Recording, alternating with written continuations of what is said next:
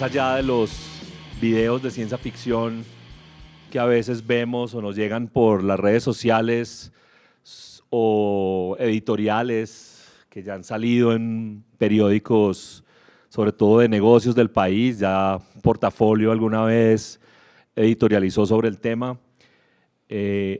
Un evento, un hecho histórico, una transición política, económica y social tan fuerte como la cuarta revolución industrial, que no es solo una revolución productiva, es algo mucho más complejo y que tendrá y que está teniendo muchísimos efectos sobre los trabajadores y trabajadoras.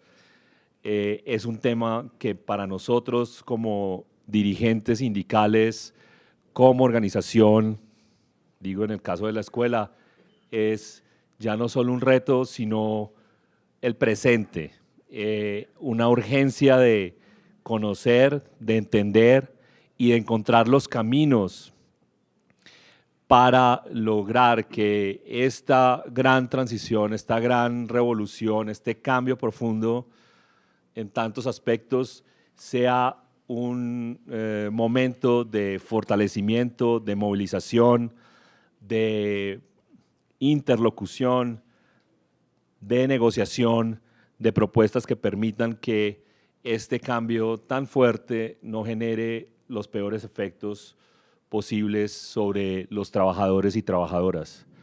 Es por eso que para este panel, que es un panel académico en el que queremos contar, en el que quisimos contar con personas de la mayor calidad y expertos en este tema, podamos conocer mejor qué es lo que esto está significando y qué significa para nosotros en el ámbito del trabajo y en el ámbito del sindicalismo. Entonces,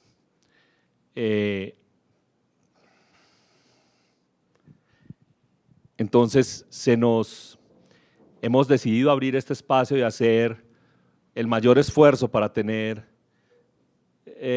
un panel de gran calidad y de altísima pertinencia frente a este tema y que nos diga muchas cosas o que nos deje muchas inquietudes y muchas apuestas. Entonces, sin más, comencemos. Entonces, más que un panel o una conversación, esta es una conferencia con 4 personas expertas en el tema, no solo académicamente, sino políticamente comprometidas con la causa de los trabajadores y trabajadoras. En primer lugar, yo quiero saludar al profesor Lucas da Silva Tasqueto.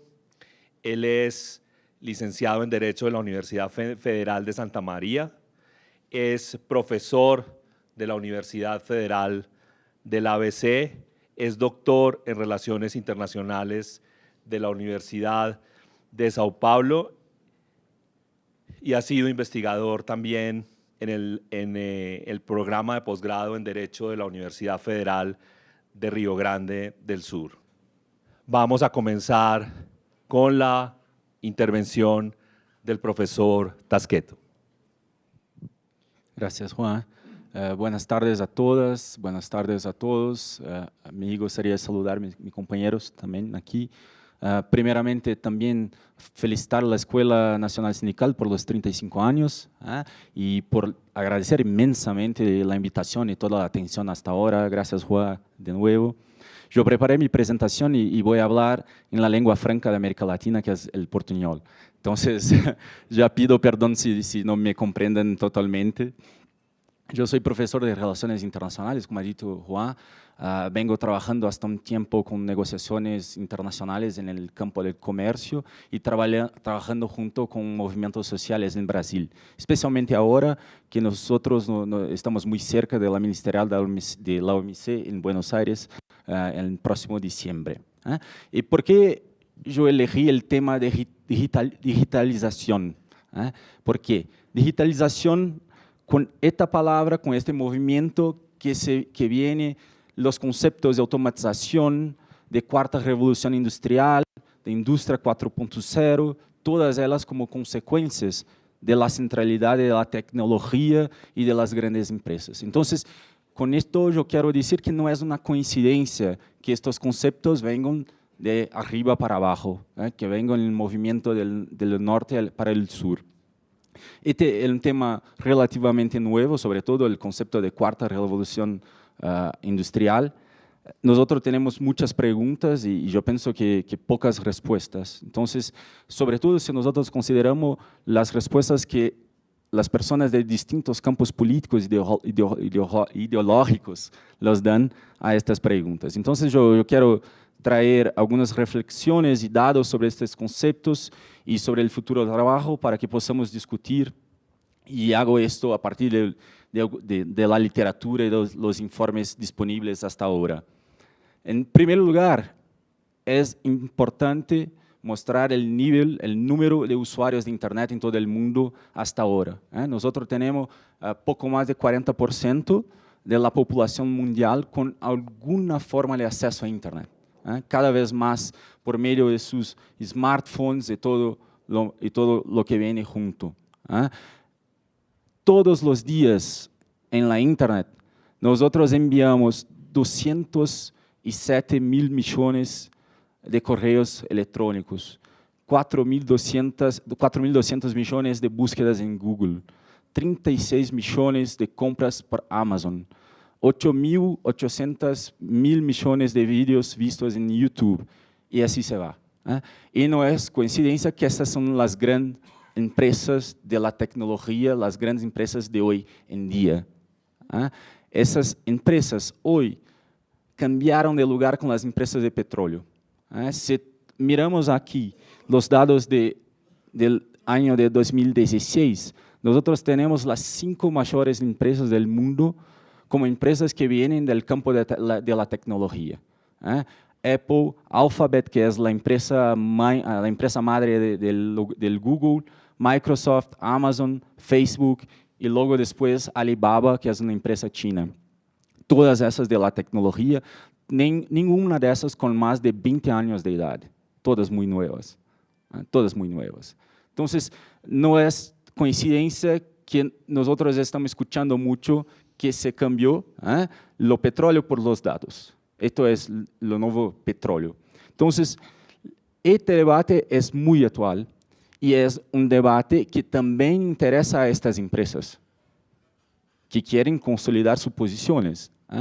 Y tenemos las organizaciones internacionales reaccionando a este fato. Entonces, si tomamos los últimos 2 años, los informes de la OMC sobre comercio, tecnología y trabajo, sobre el Banco Mundial, sobre los dividendos digitales, de la UNCTAD, sobre digitalización, comercio y desarrollo, de la OIT, sobre el futuro del trabajo, y así se va. Yo podría mencionar la OCDE, los informes comerciales de la Deloitte, de la PricewaterhouseCoopers y todo más. Este es el gran tema: digitalización, automatización, cuarta revolución industrial, el futuro del trabajo, liberalización del comercio electrónico y todo más. Entonces, nosotros tenemos que entender los conceptos que están por detrás de estas ideas. Y es muy común, sobre todo cuando nosotros leemos los textos más liberales y las posiciones de las empresas, un cierto romantismo alrededor de la idea de la tecnología.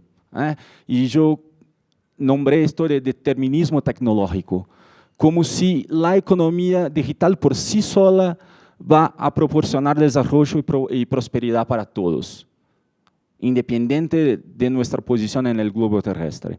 Entonces yo pregunto, ¿la economía digital puede cumplir su promesa de progreso y de desarrollo para todos? Yo no pienso así. Y con esto empezamos con el concepto de cuarta revolución industrial como propuesto por la escuela. Este concepto trae, primero, la idea de una nueva revolución tecnológica que afecta de manera brutal la forma como vivimos, como trabajamos, como nos relacionamos. Entonces, no se trata solamente de comercio, pero también de nuestra vida cotidiana, la manera como hablamos con los otros, cómo compramos en la internet y todo más. Acá tenemos un segundo atributo que es la idea de profusión de novedades tecnológicas. Y aquí sí, la idea de la cuarta revolución industrial no trae solamente la idea de la computadora, que es la idea de la tercera revolución industrial, mas trae la idea de nuevas tecnologías que están interligadas, la idea de inteligencia artificial, de robótica, de la Internet de las cosas, de vehículos autónomos, de la impresión 3D que promete revolucionar las fábricas y sobre todo de la nanotecnología y de la biotecnología. O sea, tenemos cuestiones económicas, sociales, pero también éticas en esto, en esta idea de la cuarta revolución industrial. Entonces, todo eso en conjunto trae una consecuencia de reformulación de la producción, del consumo, del transporte y de la logística. Pero ustedes pueden me preguntar, pero ¿dónde viene el concepto de la cuarta revolución industrial? Y este concepto, en verdad, viene del Foro Económico Mundial, sobre todo del Klaus Schwab, que es el fundador del Foro Económico Mundial, que construye esta idea de la cuarta revolución industrial, que sucede a la primera, a la segunda y la tercera. Entonces, rápidamente, de la primera para la segunda, a los fines del siglo XVIII, nosotros pasamos de una sociedad agrícola, de una economía agrícola, basada en las artesanías, para una economía industrial. En la segunda revolución industrial nosotros tenemos la idea de línea de producción, el modelo fordista, en comienzos, en el inicio del siglo XX. Y finalmente en la década de 70 llegamos a la computadora y la automatización inicial de determinadas máquinas. Entonces, nosotros no tenemos todo el proceso automatizado, sino tenemos parte del proceso automatizado. Seguimos interagindo con las máquinas. Y en la idea del Foro Económico Mundial, lo que cambia ahora es la sistematicidad en el uso de la automación. Perdón, pero las diapositivas han se desconfigurado completamente acá. Entonces, esa idea de cuarta revolución industrial nos lleva al concepto de industria 4.0. O sea, este concepto fue creado en Alemania en 2011, en la Feria de Hannover, en un contexto alemán, por supuesto, para describir la revolución en la organización de las cadenas globales de valor, baseadas en la idea de las fábricas inteligentes. Entonces, nosotros podemos recordar de aquellas fotos de las fábricas sin ninguna persona en la foto. Esa idea por trás de eso. Entonces, la idea es que mientras la industria 3.0 se centró en la automatización de ciertas máquinas, de ciertos procesos, la cuarta revolución industrial habría de se centrar en la digitalización completa de los activos físicos y la integración en ecosistemas digitales, o sea, de punta a punta, un sistema completamente digitalizado. Y acá tengo una cita de Angela Merkel, la presidenta de Alemania, y ella decía, la industria 4.0 es la transformación completa de toda la esfera de la producción industrial a través de la fusión de la tecnología digital y de Internet con la industria convencional. Lo que pasa es que después de esto, cada país, sobre todo los países desarrollados, empezaron a tener sus propios programas, con diferentes nombres, pero programas de industria 4.0, tentando desarrollar ese concepto de digitalización de punta a punta. Y en una pesquisa, en un informe de una consultoría privada, haciendo preguntas para los empresarios, sobre la expectativa del nivel de digitalización hasta 2020. Entonces, hoy tenemos cerca de 33% como el nivel de digitalización en los entrevistados, en las industrias de los entrevistados. Hasta 2020, la expectativa sería de un nivel de digitalización de 72%. O sea, un proceso de digitalización de punta a punta, integración total dentro de un ecosistema digital. Pero, en primer lugar, nosotros necesitamos nos preguntar si estos son conceptos globales, si es posible aplicarlos acá, a nuestra realidad. Sobre todo porque los costos son muy grandes. Y si tomamos estos informes más conservadores en el sentido político del término, ellos dicen buenas cosas sobre la revolución 4.0 a partir de la perspectiva de la reducción de costos, de ganancias de eficiencia. Esto está presente en los informes de la OMC, de la OCDE, de las consultorías privadas, pero sobre todo, esta revolución cambia la naturaleza y las condiciones de empleo, pero también la propia división internacional del trabajo, porque los países y las localidades se benefician del acceso privilegiado a la tecnología. Entonces, si recuerdan del cuadro anterior, las empresas que están en el liderazgo, en tamaño de su capital, todas son de los mismos países. Todas ya están muy bien posicionadas para aprovechar este movimiento de desarrollo industrial.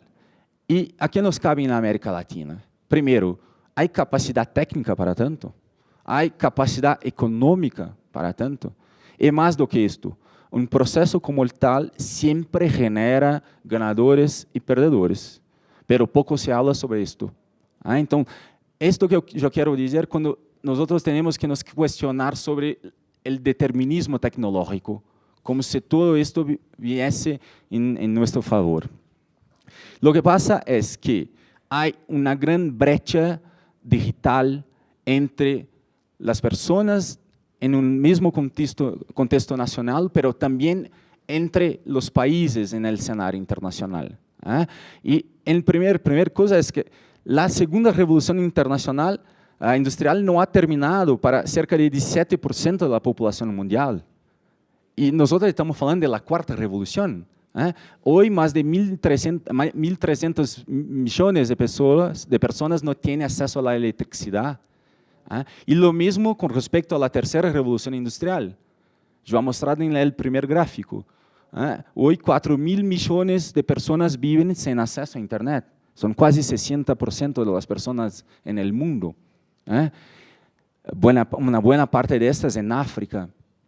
Y de estos 60% de la población mundial, de casi 60% de la población mundial sin acceso a Internet, cerca de 75% se concentran solamente en 20 países, se concentran en la población rural de baja renta, formada por ancianos, analfabetos y mujeres. Entonces, tenemos aquí una brecha digital que puede ser muy excluyente, muy excluyente.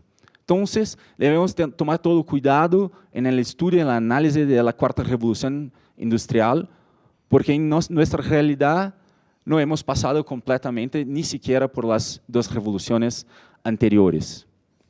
Entonces, esta economía digital, si tomamos en cuenta las brechas digitales que ya existen, pueden acelerar el crecimiento de la economía mundial, pero también pueden agravar las desigualdades sociales y económicas ya existentes. Entonces, en este contexto, los grandes beneficiarios de la cuarta revolución industrial son sin los proveedores de capital intelectual o físico, o sean los inversores y los accionistas. Son aquellos que detienen este capital. Y esto puede representar, por supuesto, un foso creciente entre la riqueza de aquellos que dependen de su trabajo y aquellos que poseen capital. O sea, yo creo una polarización entre aquellos que detienen el capital y aquellos que detienen solamente su trabajo. Y aquí llego en la parte final, que es las cuestiones sobre el mercado de trabajo, sobre el trabajo. Y tenemos acá posiciones muy distintas. Aquellos que creen en efectos destructivos y aquellos que creen en efectos capitalizadores. Entonces es muy común, si tomas el informe de la OMC, va a ir sobre la creación de nuevas profesiones, de empresas, de industrias. Pero las condiciones para accesar estas nuevas profesiones son muy distintas. Entonces las posiciones se van a cambiar entre escenarios pesimistas y escenarios optimistas. Pero lo que pasa, y aquí traigo una literatura de algunos profesores que han tentado cuantificar la pérdida de empleos entre las revoluciones industriales. Y sobre todo Frey, ellos dicen que hay una tendencia, si nosotros analizamos los datos, hay una tendencia descendente de la nueva creación de empleo en las industrias de tecnología. Y esto es más evidente desde la revolución del ordenador, de la computadora, en la década de 1980. ¿Por qué? Porque en los 80, alrededor de 8.2% de la fuerza de trabajo en los Estados Unidos, y esta pesquisa considera sobre todo los Estados Unidos, porque es la primera frontera de la automatización de la industria, cerca de 8.2% se cambiaron a nuevos empleos asociados con los avances tecnológicos durante aquella década en que surgieron las computadoras. En los años 90, este cambio fue solo de 4.4%.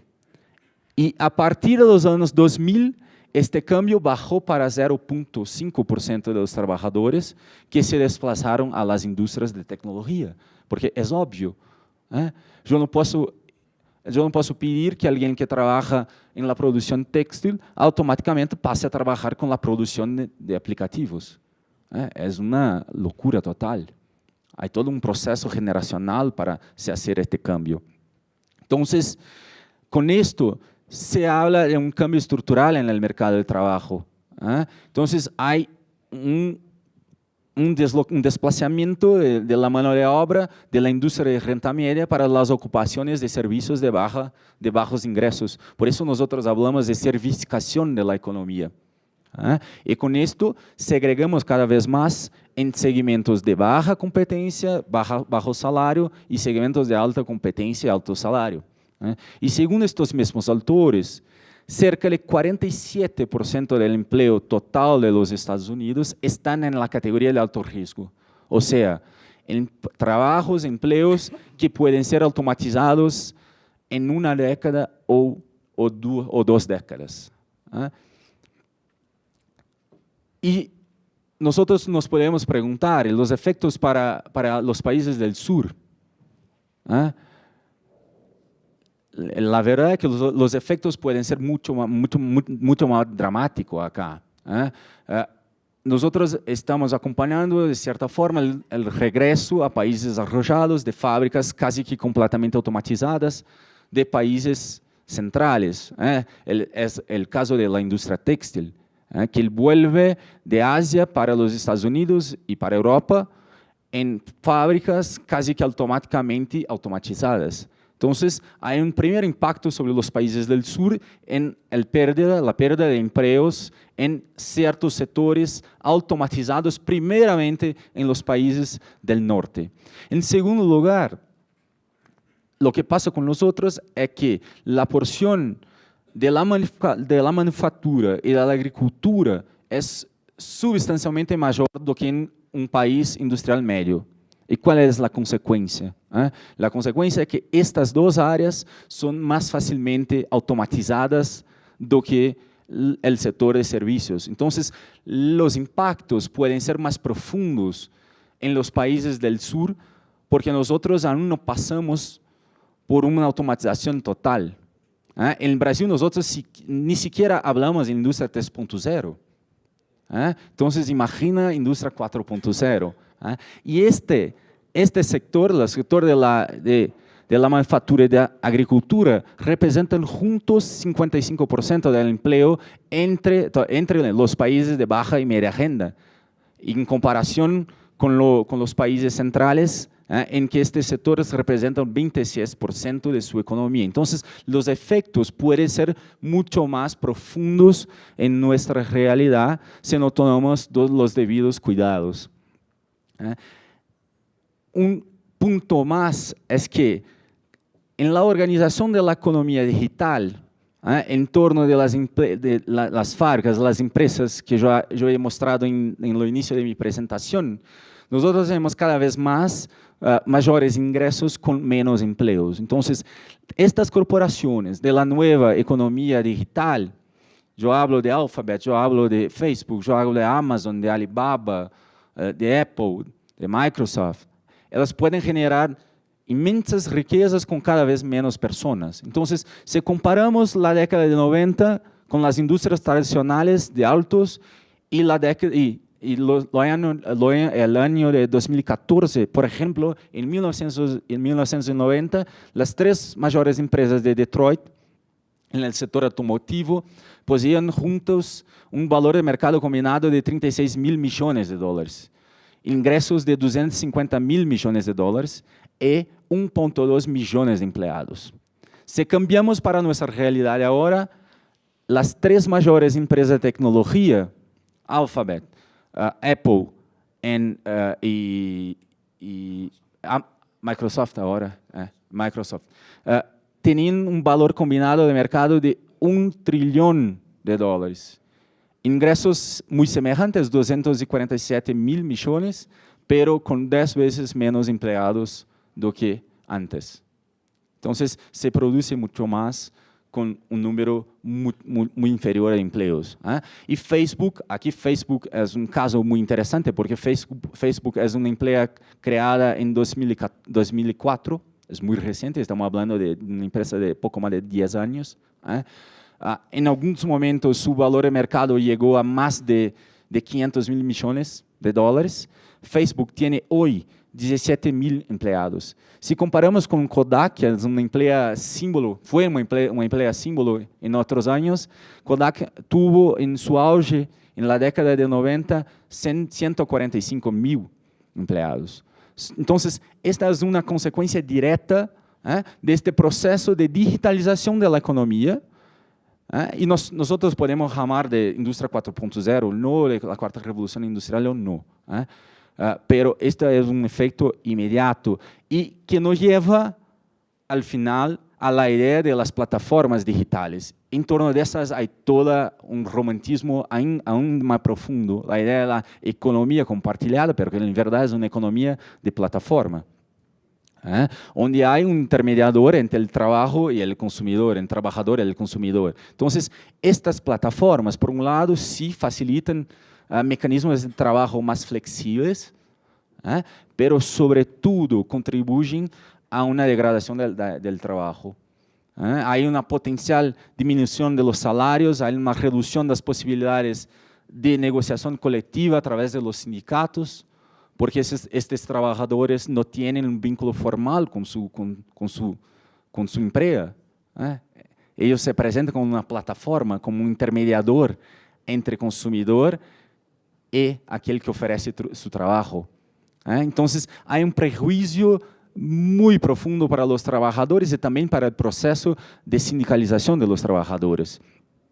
Porque los trabajadores acá no tienen el vínculo y por eso no tienen la protección social, no tienen los beneficios que tendrían con empleo formal, pero también necesitan invertir su propio capital y mano de obra. Entonces, el motorista de Uber, ellos investe en su coche y ofrece su capital y Uber tan somente actúa como un intermediador. Esta es la economía de la plataforma digital y trae profundos desafíos para nosotros. Entonces, para que yo pueda cerrar mi presentación y dejar que mis compañeros hablen sobre esto, lo fato es de que la automatización hace más difícil la búsqueda de desarrollo económico en base a las estrategias tradicionales de industrialización. Este es un punto central. Se cambió completamente los procesos de industrialización. Nosotros hablamos hoy de políticas industriales digitales. Y es necesario para los países mantener su espacio para actuar en estas políticas. Y por eso es importante que nosotros nos quedamos atentos a negociaciones comerciales internacionales, tais como los acuerdos bilaterales y las negociaciones en torno a la OMC. Porque para a superação dos desafios da automatização, da digitalização da economia, nós dependemos de decisões políticas e institucionais que hacemos. E acá devemos tomar o cuidado para manter o espaço para as políticas públicas, manter o nível, desarrollar o nível de investimentos em educação para a nova geração, para essas novas habilidades que são requeridas, pero sobre todo manter também a capacidade de mobilização de los sindicatos e de los movimentos sociais para frear os efeitos mais perversos e as iniciativas destas empresas e destes países para cerrar a porta para os países que vêm desde abaixo. Muchas gracias a todos. Eu passo a palavra a Juan.